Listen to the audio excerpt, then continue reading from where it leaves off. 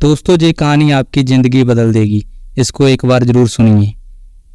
स्वामी राम एक कहानी कहा करते थे। वे कहते थे एक प्रेमी था, वह दूर देश चला गया। उसकी पत्नी राह देखती रही। वर्ष आए गए, पत्र आते थे उसके, अब आता हूँ अब आता हूँ। लेकिन प्रतीक्षा लंबी होती चली गई और वह नहीं आया।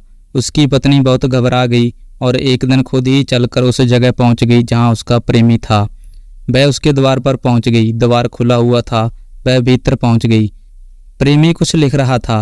वह सामने ही बैठकर उसे देखने लगी, उसका लिखना पूरा हो जाए।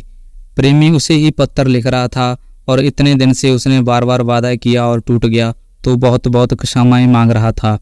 बहुत बहुत प्रेम की बातें लिख रहा था, बड़े गीत और कविताएं लिख रहा था। वह लिखते ही चला जा रहा है, उसे पता ही नहीं है कि सामने कौन बैठा है। आधी रात हो गई, तब वह पत्र कहीं पूरा हुआ। उसने आंख ऊपर उठाई तो वह डर गया, समझा कि क्या कोई भूत प्रेत है। वह सामने कौन बैठा हुआ है? वह तो उसकी पत्नी है। नहीं, लेकिन यह कैसे हो सकता है? वह चिल्लाने लगा कि नहीं नहीं, ये कैसे हो सकता है? तू जहाँ है, तू कैसे है, कहाँ से आई?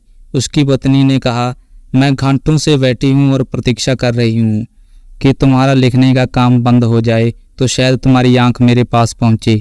और वह प्रेमी छाती पीट कर रोने लगा कि मैं पागल हूँ, मैं तुझे ही पत्र लिख रहा हूँ और इस पत्र के लिखने के कारण तुझे ही नहीं देख पा रहा हूँ और तू सामने मौजूद है, तू जहाँ ही थी। दोस्तों, इसी तरह परमात्मा उससे भी ज़्यादा निकट मौजूद है। हम ना मालूम क्या क्या बातें किए जा रहे हैं, ना मालूम क्या क्या शास्त्र पढ़ रहे हैं। कोई गीता खोलकर बैठा हुआ है, कोई कुरान खोलकर बैठा हुआ है, कोई बाइबल पढ़ रहा है। ना मालूम क्या क्या लोग कर रहे हैं और जिसके लिए कर रहे हैं वह चारों तरफ हमेशा मौजूद है।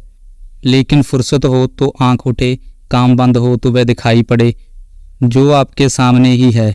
सच में अगर परमात्मा को खोजना चाहते हैं तो अपने अंदर खोजिए, कहीं तीर्थ पर जाने की ज़रूरत नहीं है। तो दोस्तों, ये कहानी आपको कैसी लगी कमेंट करके ज़रूर बताना। और अगर आपने चैनल को अभी तक सब्सक्राइब नहीं किया तो अभी जाके सब्सक्राइब कर लें।